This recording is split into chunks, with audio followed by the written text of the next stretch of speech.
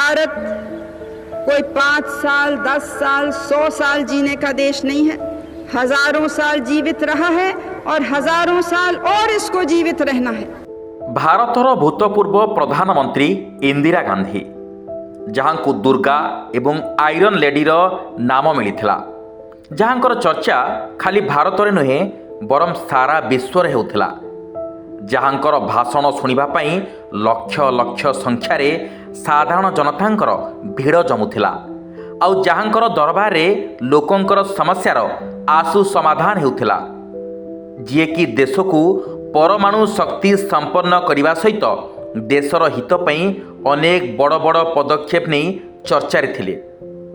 दर्शक बंधु, आपण को आम एठी जणाई देवाई चाहूँ कि आज पर्यंत भारतर दुई प्रधानमंत्री जेमितिक इंदिरा एवं नरेंद्र मोदींकर सबुठी चर्चा हुए। एसबु भितरे सबुठारु बड़ कथा है आज मोदी पपुलारिटी पई सोशल मीडिया जे एक बड़ माध्यम, ए कथाटी को एड़ाई दि जाई पारिबो नाही।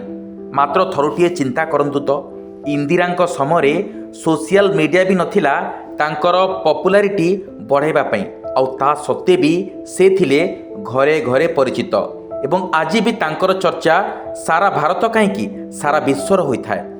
किंतु एसबु भितरे भी एभली किछि तथ्य इंदिरा संपर्क में रहस्य होई रही जाइछि, जहाँ आपण मानक भितरु प्रायतः केही जानि नथिबे।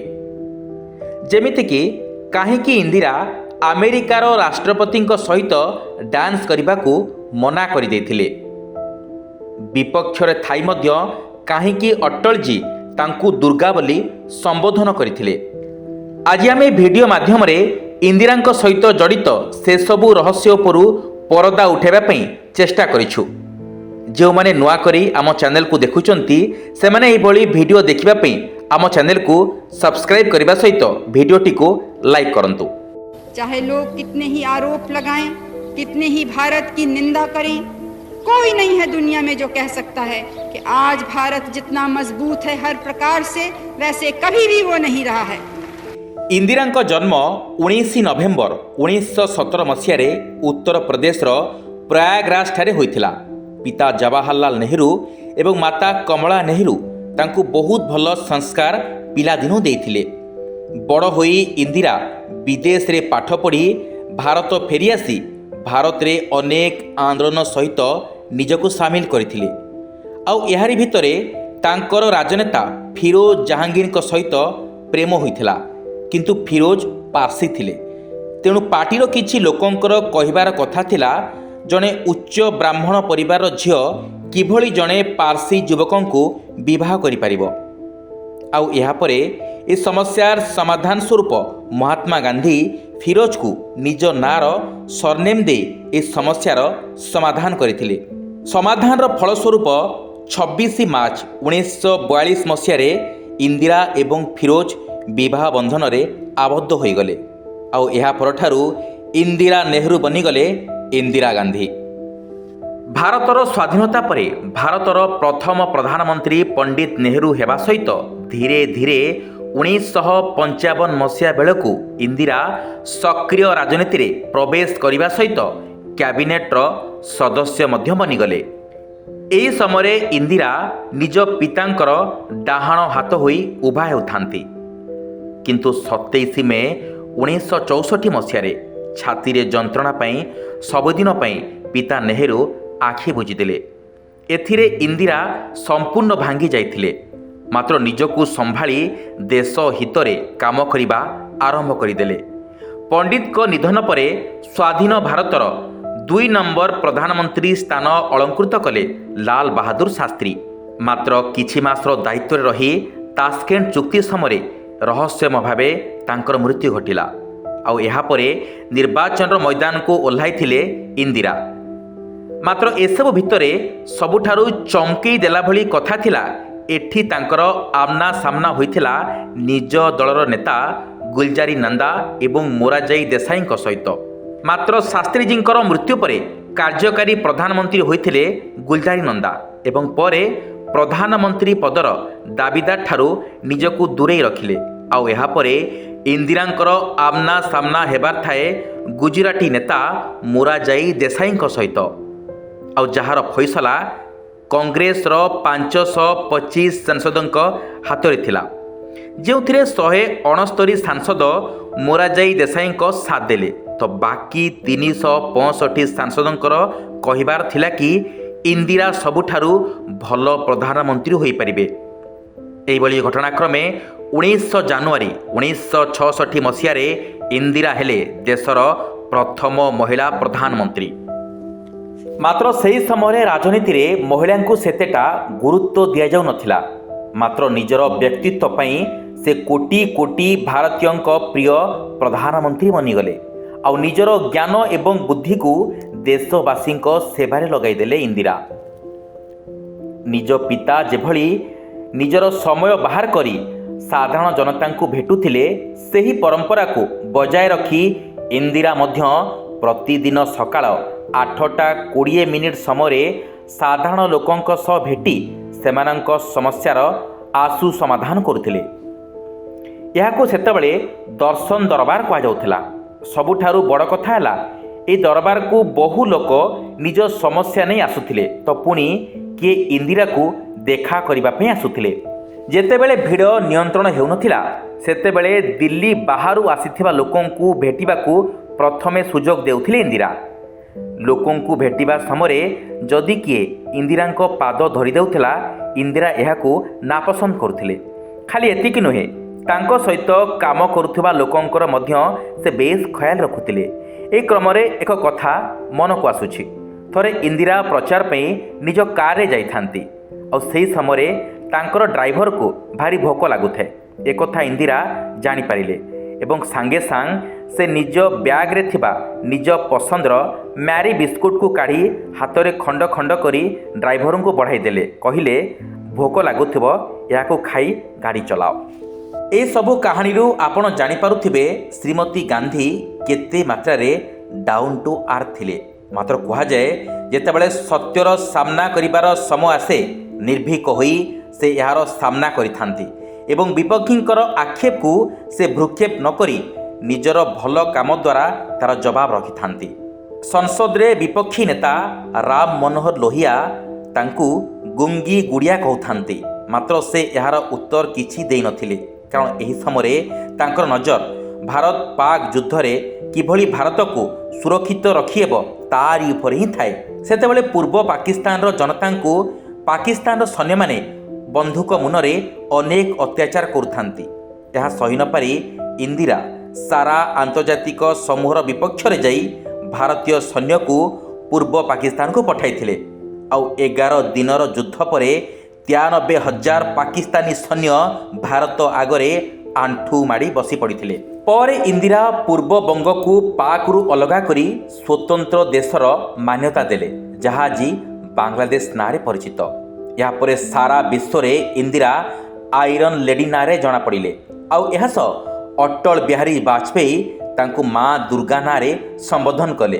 ଆଉ ହଁ, ଏସବୁ ଭିତରେ ସଂସଦରେ ଇନ୍ଦିରାଙ୍କୁ ଗୁଙ୍ଗି ଗୁଡ଼ିଆ କହୁଥିବା ଲୋକଙ୍କ ମୁହଁରେ ସତେ ଯେମିତି ଆଲିଗଡ଼ର ବଡ଼ ତାଲା ପଡ଼ିଯାଇଥିଲା। 1970 ବେଳକୁ ହାତ ଗଣତି କିଛିଟା ରାଷ୍ଟ୍ର ପରମାଣୁ ଶକ୍ତି ସମ୍ପନ୍ନ ଥାନ୍ତି। ପରମାଣୁ ସମ୍ପନ୍ନ ନଥିବା ହେତୁ ଭାରତର କଥାକୁ ଆନ୍ତର୍ଜାତିକ ସ୍ତରରେ ଦବାଇ ମଧ୍ୟ ଦିଆଯାଉଥାଏ। ଏହାରି ଭିତରେ ଆମ ଦେଶର ବୈଜ୍ଞାନିକଙ୍କୁ ପରମାଣୁ ପରୀକ୍ଷା କରିବା ପାଇଁ ଇନ୍ଦିରା ଆଦେଶ ଦେଲେ। ଯେତେବେଳେ ଆମେରିକା ଭିଏତନାମ ସହିତ ଯୁଦ୍ଧରେ ମାତିଥିଲା, ସେହି ସମୟରେ ସାରା ବିଶ୍ୱକୁ ଚକମା ଦେଖାଇ ଅପରେସନ୍ ସ୍ମାଇଲିଂ ବୁଦ୍ଧ ମାଧ୍ୟମରେ 18 ମେ 1974ରେ ପୋଖରଣରେ ଭାରତ ପରମାଣୁର ସଫଳ ପରୀକ୍ଷଣ କଲା।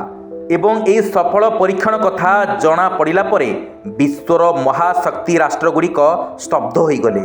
କାରଣ ଯେଉଁ ଭାରତକୁ ସେ ଗରିବ ରାଷ୍ଟ୍ର ବୋଲି ବିବେଚନା କରୁଥିଲେ, ସେ ଏବେ ପରମାଣୁ ସମ୍ପନ୍ନ ରାଷ୍ଟ୍ର ହୋଇଯାଇଥିଲା। ଏହି ପରୀକ୍ଷଣ ପରେ ଭାରତ ଆଡ଼କୁ କେହି ଆଡ଼ ଆଖିରେ ଚାହିଁବା ପାଇଁ ସାହସ ବି କରିନଥିଲେ। ଆଉ ବିପଦ ସମୟରେ ନିଜେ ନିର୍ଭୀକ ହୋଇ ଦେଶବାସୀଙ୍କୁ ସାହସ ମଧ୍ୟ ଯୋଗାଇ ଚାଲିଥାନ୍ତି ଇନ୍ଦିରା। ବନ୍ଧୁଗଣ, ଇନ୍ଦିରା ଭାରତର ପ୍ରଥମ ମହିଳା ପ୍ରଧାନମନ୍ତ୍ରୀ ଥିଲେ।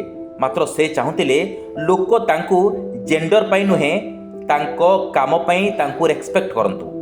ସେ ନିଜ ହାତରେ ସବୁବେଳେ ପୁରୁଷଙ୍କ ଭଳି ଘଣ୍ଟା ପିନ୍ଧୁଥିଲେ, ଯାହାକି ମେଡ୍ ଇନ୍ ଇଣ୍ଡିଆ ଥିଲା।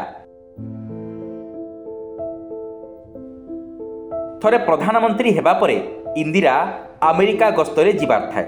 ଆଉ ଏହି ସମୟରେ ଆମେରିକାଙ୍କ ରାଷ୍ଟ୍ରପତିଙ୍କ ଅଫିସରୁ ଆମେରିକାରେ ଅବସ୍ଥିତ ଭାରତର ରାଷ୍ଟ୍ରଦୂତଙ୍କୁ ପଚରାଗଲା ଯେ ଆମେ ଶୁଣୁଛୁ ଇନ୍ଦିରାଙ୍କୁ ମାଡାମ ଶବ୍ଦ ଶୁଣିବା ଜମାର ବି ପସନ୍ଦ ନୁହେଁ। ତେଣୁ ଯେତେବେଳେ ଆମେରିକାର ରାଷ୍ଟ୍ରପତିଙ୍କୁ ମାଡାମଜୀ ଭେଟିବେ ସେତେବେଳେ ଆମେରିକାର ରାଷ୍ଟ୍ରପତି ଇନ୍ଦିରାଙ୍କୁ ମାଡାମ ତ କହିପାରିବେ ନାହିଁ, ତେବେ ତାଙ୍କୁ କ'ଣ ବୋଲି ବିବେଚନା କରିବେ। ଏହାପରେ ଭାରତର ରାଷ୍ଟ୍ରଦୂତ ଏନେଇ ଇନ୍ଦିରାଙ୍କୁ ଜଣାଇଥିଲେ ଏବଂ ଟେଲିଫୋନ୍ରେ କଥା ହୋଇଥିବା ସମସ୍ତ ଘଟଣା କହିଥିଲେ। ଉତ୍ତରରେ ଇନ୍ଦିରା କହିଥିଲେ, ଆମେରିକାର ରାଷ୍ଟ୍ରପତି ମୋତେ ସିଧା ଭାରତର ପ୍ରଧାନମନ୍ତ୍ରୀ ବୋଲି ସମ୍ବୋଧନ କରନ୍ତୁ। ଆଉ ଯଦି ସେ ମୋତେ ମିଷ୍ଟର ପ୍ରାଇମ୍ ମିନିଷ୍ଟର କହିବେ ତାହେଲେ ବି ଚଳିବ। ଆଉ ହଁ, ଆମେରିକାର ରାଷ୍ଟ୍ରପତିଙ୍କୁ ଜଣାଇଦେବ ମୋତେ ତ କ୍ୟାବିନେଟ୍ରେ କିଛି ସଦସ୍ୟ ସାର୍ ବୋଲି ବି ସମ୍ବୋଧନ କରିଥାନ୍ତି। ଏହାପରେ ଯେତେବେଳେ ଇନ୍ଦିରା ଆମେରିକା ଯାତ୍ରା କଲେ ଏବଂ ହ୍ୱାଇଟ୍ ହାଉସ୍ରେ ଇନ୍ଦିରାଙ୍କ ପାଇଁ ରାତ୍ରି ଭୋଜନର ବ୍ୟବସ୍ଥା କରାଯାଇଥାଏ। ଆଉ ଡିନର ପରେ ପ୍ରେସିଡେଣ୍ଟ ଜନସନ୍ ତାଙ୍କୁ ତାଙ୍କ ସହ ନୃତ୍ୟ କରିବା ପାଇଁ ଇନ୍ଦିରାଙ୍କୁ ଆମନ୍ତ୍ରଣ କରିଥିଲେ। ଯେମିତିକି ଆପଣ ସମସ୍ତେ ଜାଣିଛନ୍ତି, ୱେଷ୍ଟର୍ଣ୍ଣ କଲଚରର ଦୁଇ ବଡ଼ ବ୍ୟକ୍ତିତ୍ୱ ନିଜ ସମ୍ମାନ ପାଇଁ କିଛି କ୍ଷଣ ନୃତ୍ୟ କରିଥାନ୍ତି।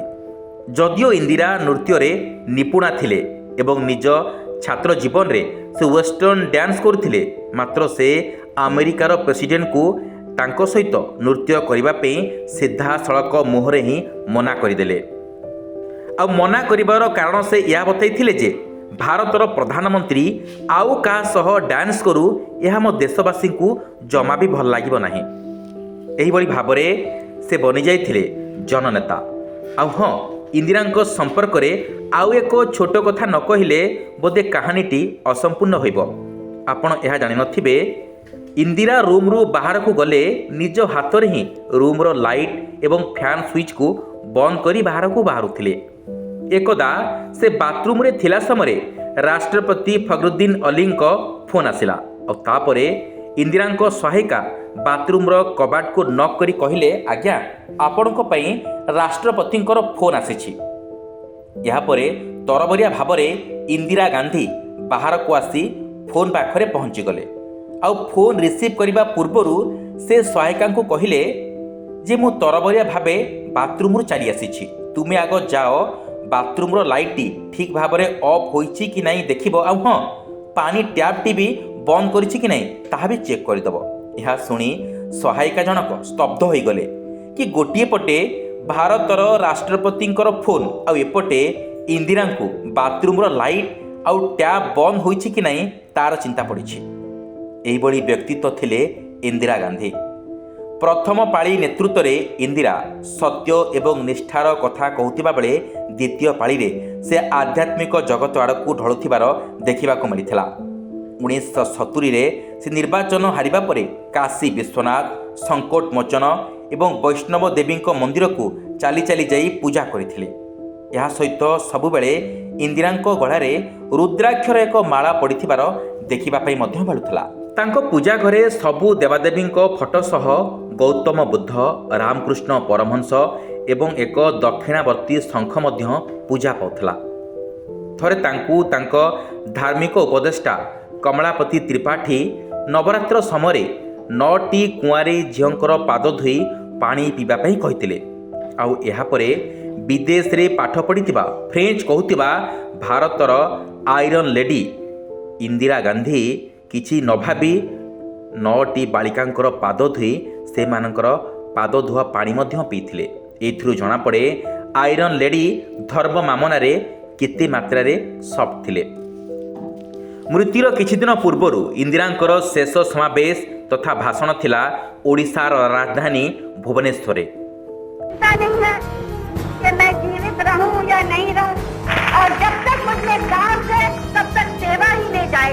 ସଭା ସାରି ଇନ୍ଦିରା ଫେରିଲା ବେଳକୁ ଓଡ଼ିଶାର ଭୂତପୂର୍ବ ମୁଖ୍ୟମନ୍ତ୍ରୀ ଜାନକୀ ପଟ୍ଟନାୟକ ଇନ୍ଦିରାଙ୍କୁ କହିଥିଲେ, ମ୍ୟାଡ଼ାମ ପୁଣି କେବେ ଓଡ଼ିଶା ଆସିବେ?